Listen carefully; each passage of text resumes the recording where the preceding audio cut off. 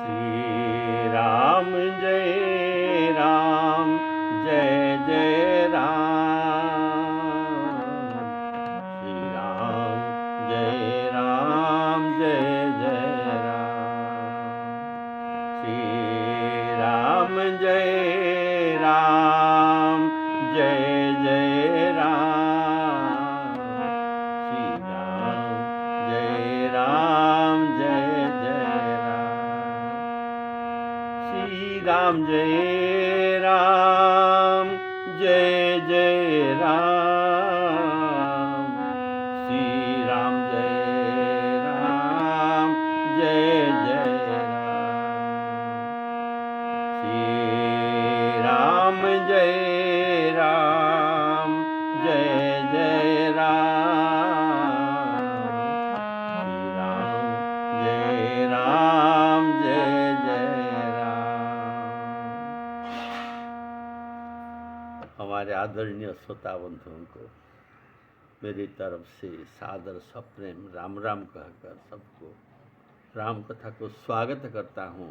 प्रेम से बोलिए श्री राम जय राम जय जय राम।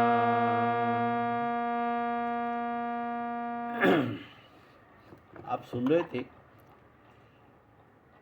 काकभूषुंडी जी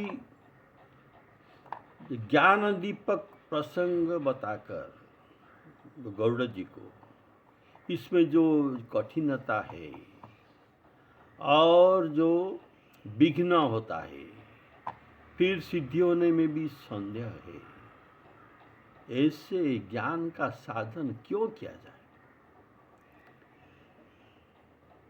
इतना कठिनता सहने पर भी करने पर भी अगर सिद्धि होने में विघ्न होना बाध्य है, तो ऐसे साधन क्यों किया जाए?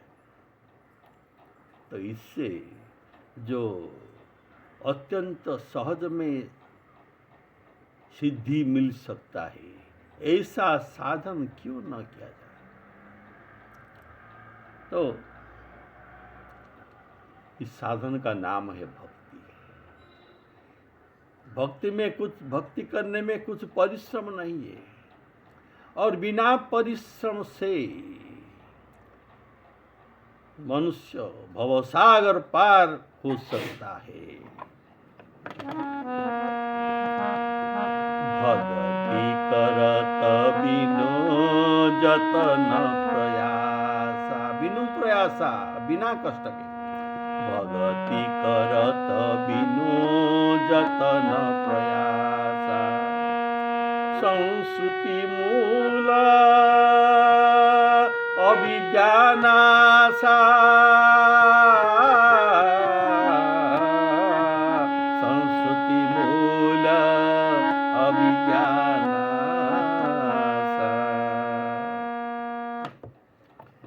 तो अभी भक्ति प्रसंग को शुरू करते हैं। ज्ञान दीपक प्रसंग यहाँ रह गया और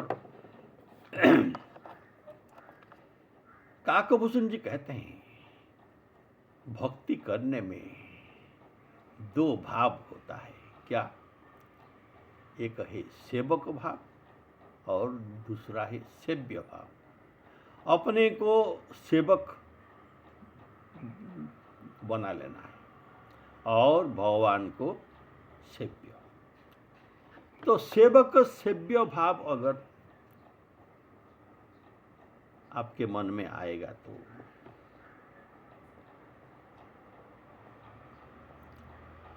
अर्थात आप रघुनाथ जी को स्वामी समझेंगे और अपने को सेवक समझेंगे तो आप तरने के लिए कोई असुविधा नहीं है। अत्यंत सहज में आप संसार सागर को तैर कर सकते हैं। ऐसा सिद्धांत है। काकभूषुंड जी कहते हैं यह सिद्धांत है, अर्थात 100% करेक्ट। इसमें अपील नहीं है कि सेवक सेव्य भाव के बिना भव तर नहीं किया जा सकता। भव तरने के लिए सेवक सेव्य भाव का अत्यंत जरूर है। देखिए, जो प्रभु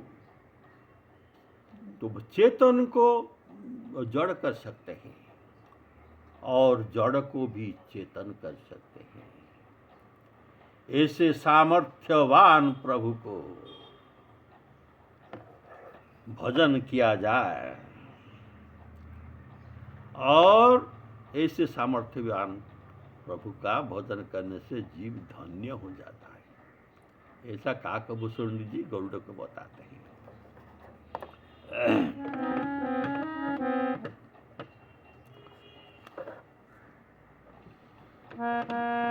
सेवक सेव्य भाव बिनु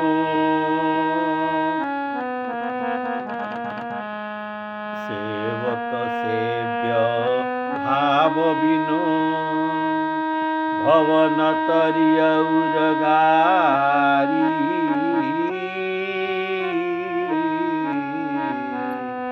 भवन तरिय उरगारी। उरगारी उरग अर्थात सर्प, सर्प के शत्रु गरुड़ जी।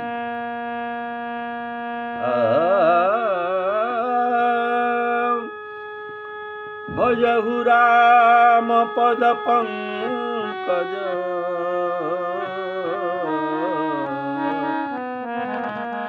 अस सिद्धांत विचारी अस सिद्धांत विचारी।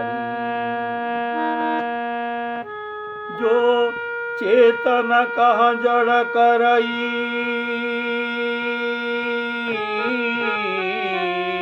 जड़ ही करही चैतन्य अस समर्थ रघुनायक ही भजही जीवते धन्य भजही जीवते धन्य।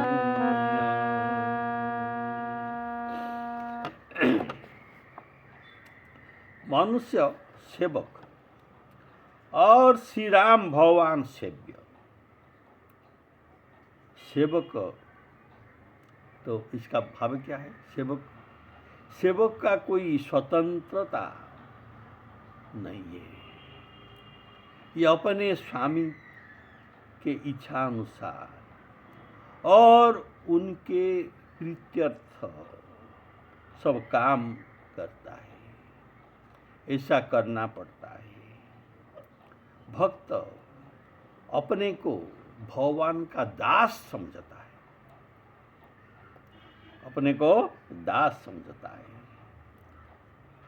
देखिए, सेवक और दास इसमें कुछ सूक्ष्म प्रभेद भी है। सेवक और दास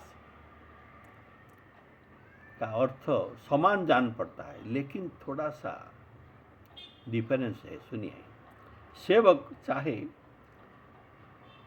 एक स्वामी का सेवा छोड़कर ये दूसरे स्वामी के सेवा कर सकता है, और दास ऐसा नहीं कर सकता। दास उस स्वामी के पास रहना ही पड़ता है, इसका दूसरा स्वामी नहीं हो सकता। जैसे आप समझिए कृतदास, तो कृतदास ये एक स्वामी को छोड़कर दूसरे स्वामी के पास नहीं जा सकता। ऐसे ही भक्त अपने को दास समझता है कि चाहे ये स्वामी दुख दे, चाहे सुख दे, चाहे जैसा भी रखे, ये उसके विधान पर संतोष होकर उनके सेवा ही करता है, अपने का कोई इच्छा नहीं रखता और इसका सब इच्छा को स्वामी समझकर अगर करेगा तो बहुत ठीक है, नहीं करेगा तो उनकी मर्जी। तो भक्त अपने को भगवान का दास समझता है। देखिए, जो से दास है, ये गला में एक धागा बांधता है कि मैं एक दास हूँ। तो ऐसा भक्त भी अपने गले में तुलसी का कंठी धारण करता है और श्री राम जी के पद चिन्ह को तिलक के रूप में अपने मस्तक में धारण करता है। और इसका करने से इनको कुछ न्यूनता भी अनुभव नहीं होता। ये अपने को गर्व, अपने मन में इनका अभिमान होता है कि मैं श्री राम जी का दास हूँ। बोले श्यावर रामचंद्र की जय। देखिए, ऐसा एक प्रसंग है रामचरितमानस में। सुतीक्ष्ण जी पर श्री राम जी प्रसन्न होकर उनको वर मांगने के लिए कहते हैं। यह अरण्य कांड का है। तो सुतीक्ष्ण जी ने मांगा, प्रभु मुझे आप वरदान में अभिमान वर दीजिए। तो श्री राम जी ने बोला, तुम्हें अभिमान वर क्यों चाहिए? संस्कृति मूल सकल अभिमाना। अभिमान से लोग जन्म मरण चक्र में पड़ते हैं। ये संसार का मूल है, इसको सभी छोड़ना चाहते हैं। लेकिन तुम क्यों अभिमान को चाहते हो? तो सुतीक्ष्ण जी कहता है कि मुझे प्रभु ऐसा अभिमान चाहिए कि मुझे ऐसा अभिमान रहे कि मैं श्री राम जी का सेवक हूँ। ऐसा अभिमान मुझे सदा बने रहे, कभी मुझसे विलग न हुए।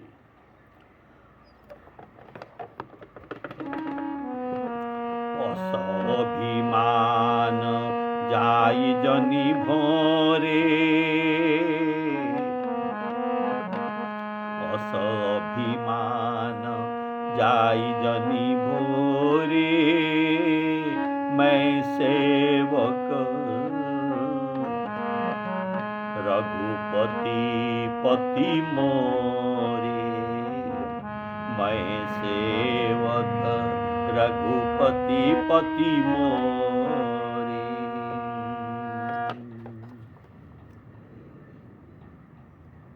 तो देखिए, भक्त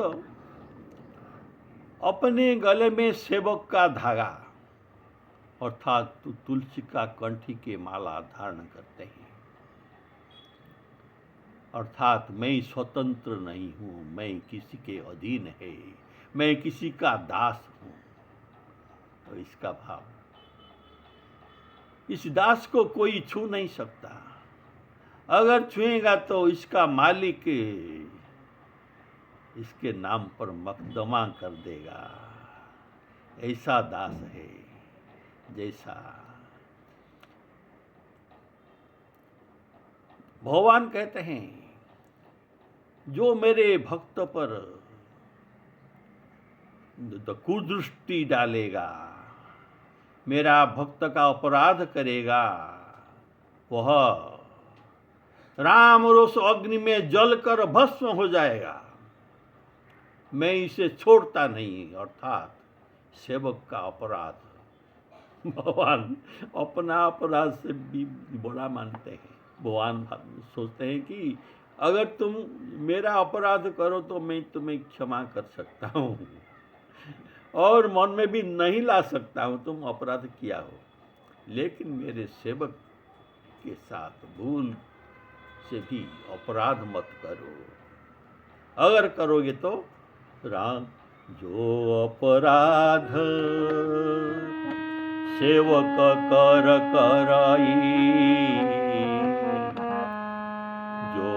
अपराध सेवक कर करई राम रोष पावक सो जरई। राम के रोष पावक अर्थात रोष अग्नि में ये जलकर भस्म हो जाता है। इसीलिए भगवान कहते हैं देखो मेरा सेवक के और कुछ और कोई नहीं है, मैं ही उनका हूं। इनके संसार केवल मैं ही हूं। ये मेरा अनन्य भक्त है, ये सदा मेरा ही चिंता करता है और मेरा सेवा करता है। ऐसे भक्तों के मैं योगक्षेम बहाम्य हम, इनका सभी जरूरत में पूरा करता हूं। अनन्य चिंतयन्तो मां ये जनाः पर्युपासते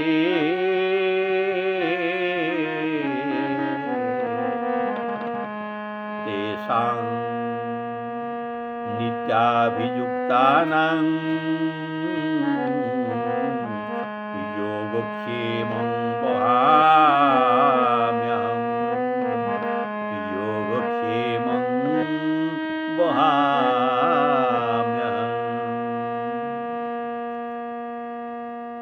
जिसका स्वामी है श्री राम जी, उसके सीमांत तक कोई नहीं पहुंच सकता। श्रीमती चापी सकई कौतासु बड़ रखवार रमापति जासु बड़ रखवार रमापति जासु। देखिए भक्त अपने गले में कंठी धारण करते हैं, तो ये तो कबीर जी उनके दुआ में कहते हैं मैं भी कंठी धारण किया हूँ और मैं सोचता हूँ कि मैं राम जी के कुत्ता हूँ। तो कुत्ता के कंठ में भी बेल्ट होता है।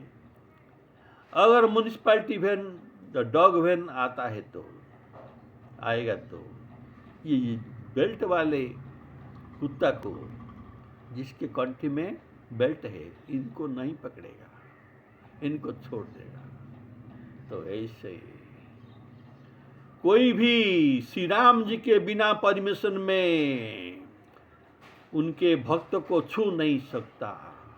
जमराज की दूतों भी अगर आएंगे तो ये राम जी का परमिशन लेकर ही भक्तों को छू सकते हैं। तो ये सब प्राणियों में निर्भय हो जाता है। बोलिए सियावर रामचंद्र की जय। अतएव सेवक सेव्य भाव होने से भगवान उनका सब योगक्षेम वहन करते हैं और इसका कैसा भवपार किया जाएगा इसका भी ये सोचते हैं और ये अपनी नाव में इसे बैठाकर स्वयं पतवार बनकर इसको भव सागर से अत्यंत सुरक्षा से पार करते हैं। तो काकभूषण जी कहते हैं अतः सेवक सेव्य भाव के बिना भव सागर पार किया नहीं जा सकता। यह सिद्धांत है। कोई ज्ञान साधन में अपने बल पर भवसागर को पार नहीं कर सकता। सेवक सेव्यो भाव बिनु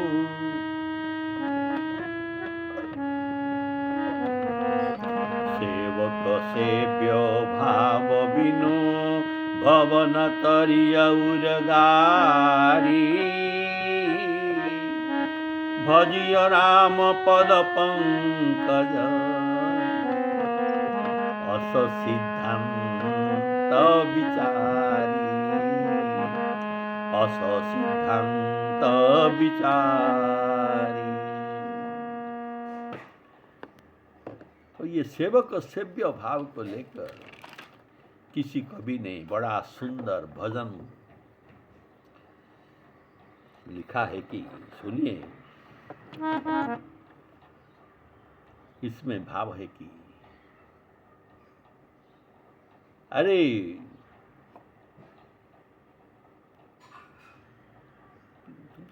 मनुष्य, तुम क्यों उदासी होकर बैठा है?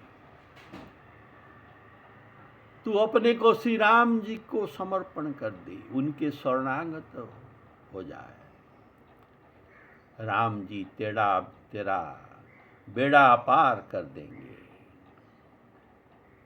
और तेरा ये शरीर एक नौका है, इसके ऊपर तुम जीव होकर बैठे हो।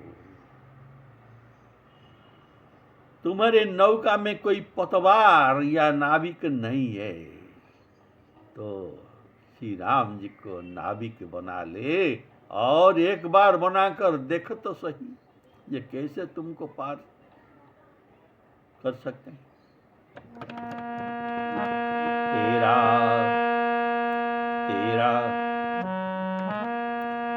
राम जी करेंगे बेड़ा पार, उदासी मन काहे को करे, उदासी मन काहे को करे। तेरा राम जी करेंगे बेड़ा पार, उदासी मन काहे को करे, उदासी मन काहे को करे। नैया तेरी राम हवाले,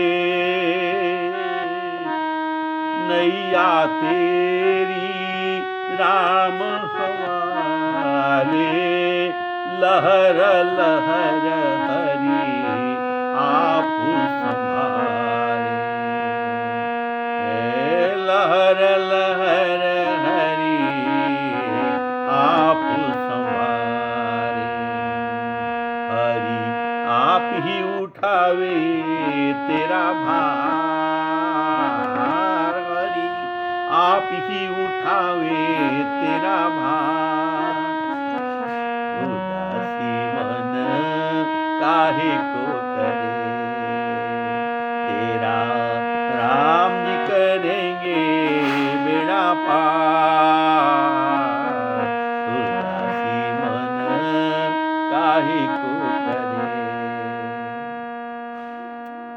तो सेवक सेव्य भाव होने से भव पार किया जा सकता, यह सिद्धांत गौड़ जी को काकभूषण जी बताते हैं। तो देखिए,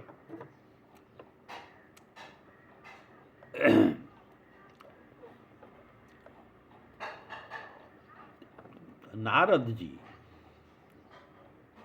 और ये कहते हैं कि जड़ को चेतन और चेतन को जड़ करने का सामर्थ्य श्री राम जी में है, और कहते हैं ऐसे सामर्थ्यवान श्री राम जी को भजन करना चाहिए, ये काकभूषण जी कहते हैं। तो देखिए, जड़ को चेतन और चेतन को जड़ ये कैसे बना सकते हैं श्री राम जी, इसका कुछ उदाहरण आपको सुनाता हूँ। देखिए, नारद जी ये कोई साधारण नहीं थे। नारद विष्णु भगत पुनि ज्ञानी, अर्थात ये थे चेतन, लेकिन श्री राम जी ने लीला करने के लिए इनको जड़ बना दिए। ये तो आप जानते हैं, ये विश्व मोहिनी प्रसंग में ये विश्व मोहिनी को विवाह करने चाहा और श्री भगवान ने विश्व मोहिनी को हरण कर लिया। तब इनका मन बावली हो गया, ये जड़ बन गए, इनका बुद्धि विवेक सब ये खो बैठे कि अपने भगवान श्रीहरि को भी ये शाप देने के लिए अग्रसर हो गए।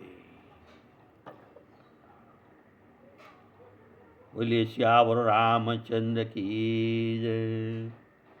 और इसके लिए इनका अधर कांपने लगे, आंख लाल हो गई।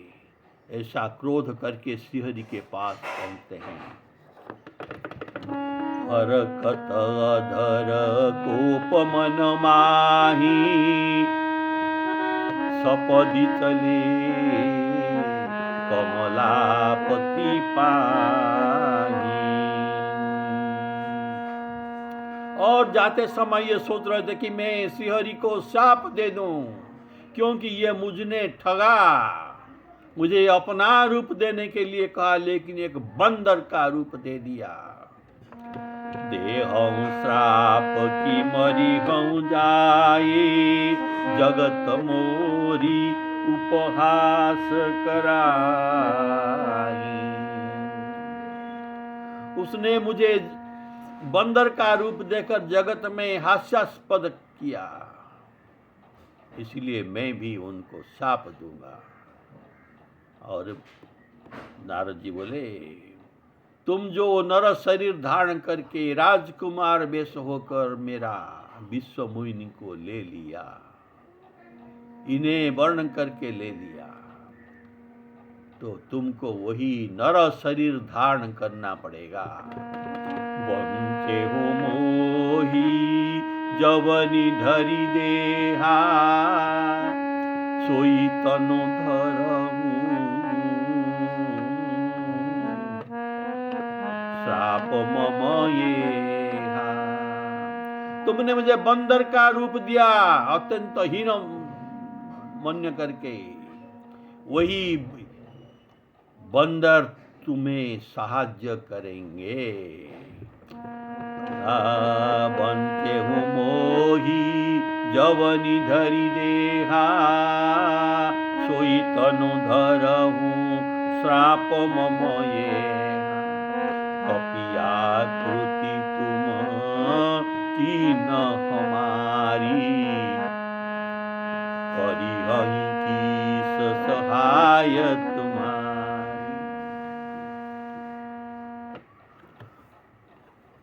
तो अंत में जब हरि उनके माया को आकर्षण कर लिया, तो नारद जी ने पूछा, प्रभु ऐसा क्यों किया मेरे साथ? तो प्रभु ने कहा कि मम इच्छा कह दीन दयाला, ये मेरा इच्छा हुआ। मैं लीला करने के लिए तुमको चेतन को जड़ बना दिया कि तुम मुझे अभिशाप दो और मैं नर शरीर धारण करूं, राम रूप लो। तो ये है चेतन को जड़ करते हैं। और भी आप सुनते हैं, ध्रुव जी ये 5 वर्ष का थे, इनके ऊपर हरि प्रसन्न होकर श्रीहरि इनको दर्शन दिया, इनके तपस्या के ऊपर। तब जब श्रीहरि दर्शन दिए, तब ध्रुव जी ने उनको स्तुति करने चाहा, लेकिन 5 वर्ष का बालक कैसे क्या स्तुति कर सकता है? प्रभु अंतर्यामी इनके मन की बात को जानकर अपने वेदमय शंख को इनके कपोड़ में, गाल में छू दिया, तो इसको सर्वज्ञान हो गया और ये भगवान के सुंदर स्तुति करने लगा। अर्थात ये 5 वर्ष का बालक जड़ थे, इनको शंख छुआकर अपनी इच्छा से इनको चेतन बना दिया। जो ध्रुव जी महान भक्त बन गए और भगवान का स्तुति करने लगे। बोलिए सियावर रामचंद्र की जय। यह बात श्रीमद् भागवत में बनता है। सतं विवक्षतं तद्विदं हरि ज्ञात्वस्य सर्वस्य च हृदि अवस्थितः। सर्वस्य हृदय में स्थित हरि श्री हरि इस बात को जानकर कि ध्रुव जी मेरा स्तुति करना चाहते हैं, लेकिन इनको कुछ आता नहीं। कृतं, तो ये हाथ जोड़कर प्रभु के आगे खड़ा होकर सोचते हैं। तो प्रभु इस बात को जानकर कि कृतांजलि ब्रह्मं अनयन अयेन कंबुना स्पर्शं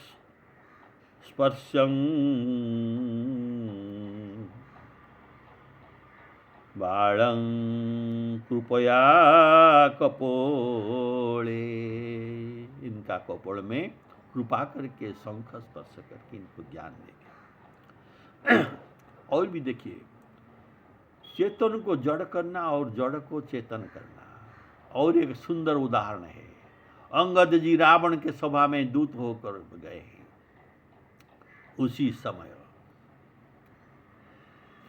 ये राम जी के दूत अर्थात श्री राम जी के रिप्रेजेंटेटिव होकर गए थे। ये जो एग्रीमेंट करेंगे एम्बेसडर, इनको राम जी मानना पड़ेगा, ऐसा भी पावर देकर इनको भेजा था। राम प्रताप लेकर ये गए थे। जब श्री राम जी के निंदा रावण ने कहा, तब दुभुज दंड तम की महिमारी। तो भूमिकंप हो गया और श्री रावण अपनी आसन से, सिंहासन से नीचे गिर गया और इनका 10 मुकुट भी गिर गया। तो एक बंदर को, जड़ बुद्धि वाले को चेतन कर दिया श्री राम जी ने। और भी देखिए, जब ये राम जी के निंदा फिर करने लगा रावण, तब अंगद जी तो क्या किया, अपने पांव को रोपा और कहा कि जो सठ मेरा पैर को उठा देगा तो मैं यही शर्त रखता हूं कि फिर ही राम, सीता में हारी। मैं यहां सीता जी को दाव पर लगता हूं, अगर कोई मेरा चरण उठा देगा तो राम जी वापिस चले जाएंगे, सीता का मांग नहीं करेंगे। तो इंद्रजीत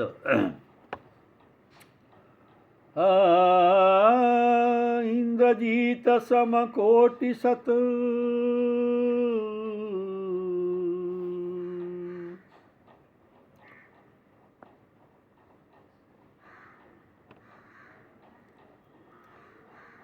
योद्धा उठे हरसाई, छाड़न भूमि कपि चरण, चले बैठई सिरुनाई। इसके बाद क्या हुआ, कोई तो उठा ना सके। फिर रावण जो कैलाश पर्वत को उठाने वाले, ये आकर इनको पांव को पकड़ रहा था कि अंगद जी बोले, ठहरो ठहरो ठहरो, तुम मेरा पांव पकड़ने से तुम्हारा उद्धार, तुम्हारा व्यापार नहीं हो सकता। गए सिन राम चरण सठ जाई, श्री राम जी के चरण पकड़ लो, तुम्हारा उद्धार हो जाएगा। बोले श्याम रामचंद्र की। तो रावण मुंह नीचा करके चला गया। तो ये भी देखिए, एक बानर जड़ को श्री राम जी ने चेतन बना दिया, कितना शक्तिशाली बना दिया। और रावण जो त्रैलोक्य विजयी कैलाश पर्वत को उठाने वाले, उनको जड़ कर दिया। ये उनके अंगद के आगे हार मानना पड़ा। तो जो चेतन कह जड़ करई, जड़ ही करई चैतन्य, अस समर्थ रघुनायक ही, भजहि जीवते धन्य। तो आप अभी भक्ति प्रसंग शुरू हो गया जो आप सुन रहे हैं, और आगे का प्रसंग भी भक्ति मणि प्रसंग का विस्तृत भाव में वर्णन किया जाएगा। काकभूषण जी वर्णना करेंगे। तो भक्ति मणि कैसे प्राप्त किया जाए, कहाँ मिलता है, ये क्या चीज है, ये सब बात आपको सुनना पड़ेगा। सीताराम अर्पणमस्तु।